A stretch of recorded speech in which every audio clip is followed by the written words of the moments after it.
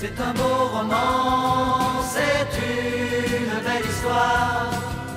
C'est une romance d'aujourd'hui.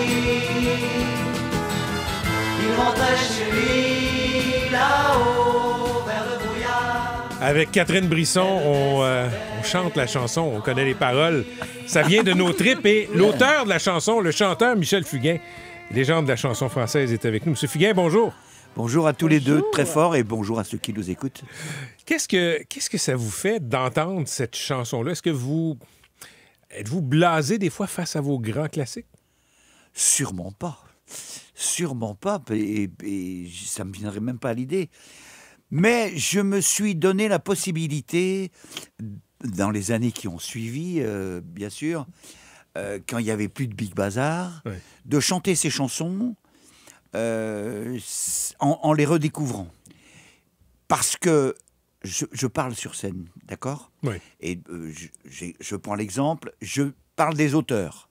Donc, pour cette chanson-là, précisément, je chante plein de chansons du Big Bazar, puisque les gens les attendent, oui, d'accord? oui.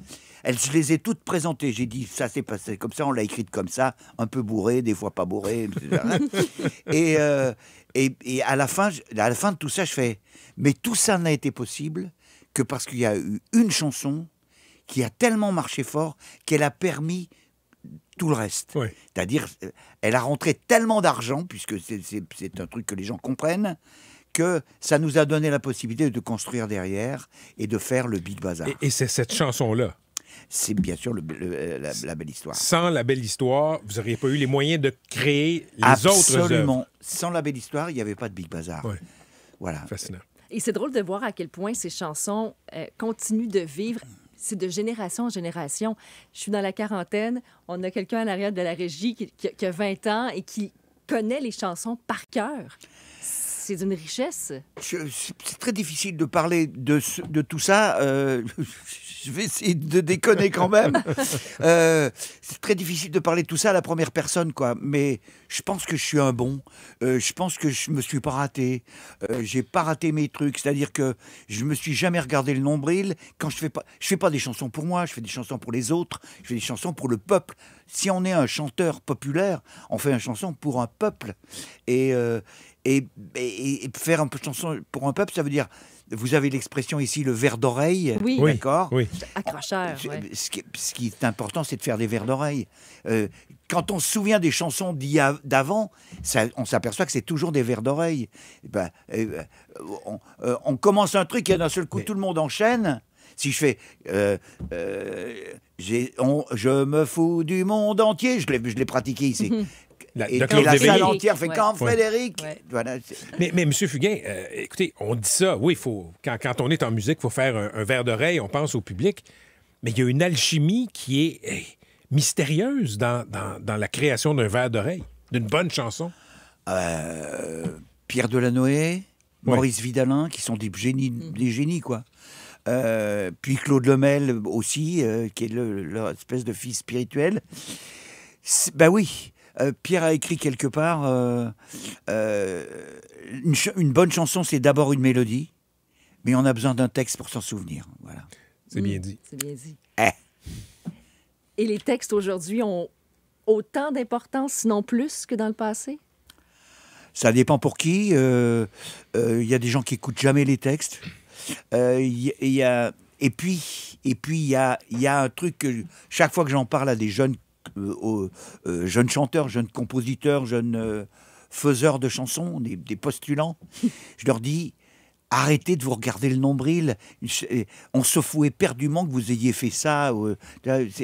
Ça fait pas une chanson. Donc les jeunes sont peut-être plus égocentriques aujourd'hui dans l'industrie musicale? C'est pas les jeunes, c'est la société qui fait des citoyens égocentrés. C'est la société qu'on a bâtie. Moi, j'avoue, je ne suis pas pour grand-chose, mais parce que le commerce général a besoin que les gens soient autocentrés, parce qu'ils sont plus prenables s'ils sont autocentrés. Si on est trois déjà et qu'on commence à débattre d'un truc, c'est pas bon pour le commerçant. Monsieur Fugain, on vous garde avec nous. On va aller à la pause en se laissant sur une de vos plus récentes créations, Pourquoi je chante. Et après, on parle de la tournée québécoise qui aura lieu au printemps 2026. Merci d'être avec nous, Michel Fugain. En régie, en studio, ça fredonne cette chanson « Fait comme l'oiseau ».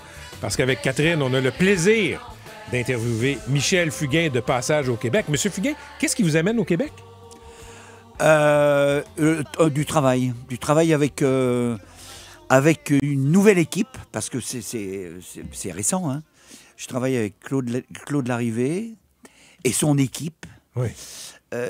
pour un spectacle pour le printemps. Printemps 2026? Oui, absolument, printemps 2026. Et pour après quelque chose. Et quand je suis venu, je dis, Claude, je viens un petit peu à reculons, parce que spectacle, je l'ai. J'ai un spectacle qui marche, le feu de Dieu, ouais. dans la francophonie, puisqu'on a fait deux tournées de suite en 23-24, quoi. Ça a marché. Je parle ici. Oui, vous êtes venu souvent au Québec. Ouais. Ici, oui. Et ça marche, ça fonctionne. Pourquoi Fred? Et là, il me dit, oui, mais on va ajouter ça. Il veut véritablement mettre sa patte. Et je le laisse faire d'autant plus facilement que c'est un type formidable. Ça vous dérange pas d'être pris en charge comme ça? À 83 balais, c'est bon de se faire caresser dans le sens du poil. Mais qu'est-ce qui vous incite à encore être sur scène, 83 ans? Je trouve ça magnifique, une forme splendide. Mais le jour où je suis plus sur scène, je meurs, moi. C'est un métier, c'est mon métier. On a un spectacle qui viendra après le spectacle du printemps. Je dévoile pas, mais ça s'appelle, pour l'instant, sur le papier, ça s'appelle Le Testament d'un Arlequin. Oh. Et je suis un Arlequin. Je suis un Arlequin, maintenant je le sais, parce que j'ai eu le temps de me connaître, j'ai eu le temps de savoir. J'ai étudié la Commedia dell'arte avec Philippe Léotard, qui nous a passé le bébé. C'est tout ça, je sais. Donc, il y a un spectacle dont je dis volontiers que c'est mon point d'orgue, parce que c'est pas pour tout de suite, mais quoique Claude m'a dit, ça c'est dans 1 an et demi. 83 ans, quand j'ai lu ça dans votre biographie et que vous êtes arrivé tantôt, Monsieur Fugain, je me suis dit, il y a une erreur. Le document qu'on m'a soumis était sûrement dans le champ. Catherine, oui, c'est quoi le secret de votre vitalité? Je vais vous dire des poncifs, l'amour. J'ai trouvé mon âme sœur, ma moitié d'orange, la moitié d'orange qui me manquait. Je l'ai trouvée à 60 ans. Elle est là, elle est toujours là, Oui, elle est en régie et elle présentement. prend soin de lui aussi. Même avant la pause, il y avait on arrangeait les cheveux, oui, le maquillage. Oui. Et ça, bien sûr que ça a transformé ma vie. Mais c'est un métier où pour déconner, je dis, pendant 2 heures de spectacle, 2h15 en ce qui me concerne, 2h15 de spectacle, le temps s'arrête, d'accord? Vous comptez tous les spectacles qui ont fait, ça finit par faire beaucoup de temps que vous n'avez pas vécu, sinon avec enthousiasme, en chantant, en déconnant, en passant des émotions, parce que c'est ça, on est... Saltimbanque, mais les gens, ils savent plus ce que c'est qu'un saltimbanque. C'est quoi un saltimbanque pour vous? Saltimbanque, c'est la suite logique. En tout cas, c'est un esprit, c'est un mental. On est dans la marge. On est étymologiquement dans la marge. La marge, c'est dans une page, d'accord? La marge, c'est derrière la ligne rouge. On est là, on est tanké. On n'est pas tanké derrière la marge pour des privilèges. On a le devoir de renvoyer vers la page, vers ceux qui sont dans la page. Je suis aussi un mec qui va au spectacle, qui voit la vie se passer. Mais chaque artiste, que ce soit dans quelque discipline que ce soit, renvoie vers le peuple, vers l'humanité entière, renvoie la chose qu'il a perçue à travers sa facette, la facette qu'il est. on est plusieurs facettes, d'accord.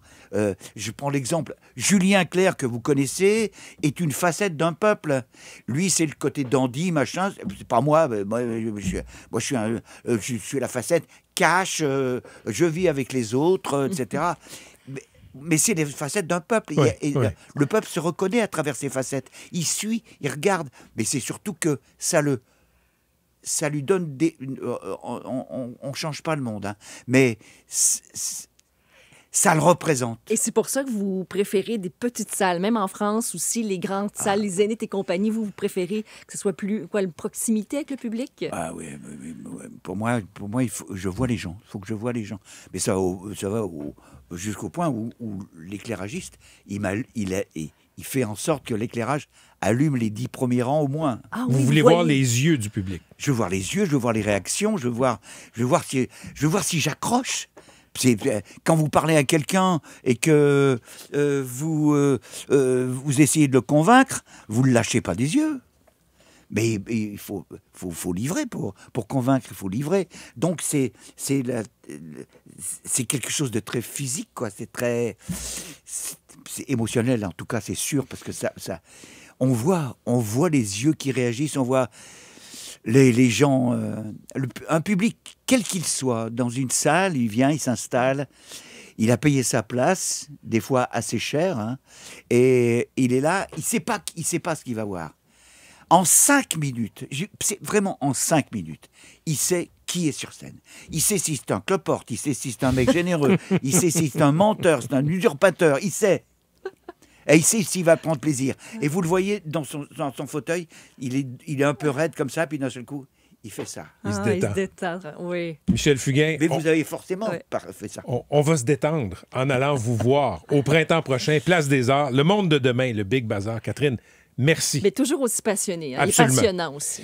Vous êtes non seulement un grand artiste, mais vous êtes un invité en or. Merci d'avoir été avec nous. Merci à vous, bonne journée à tous. C'était le grand Michel Fugain, 9h50.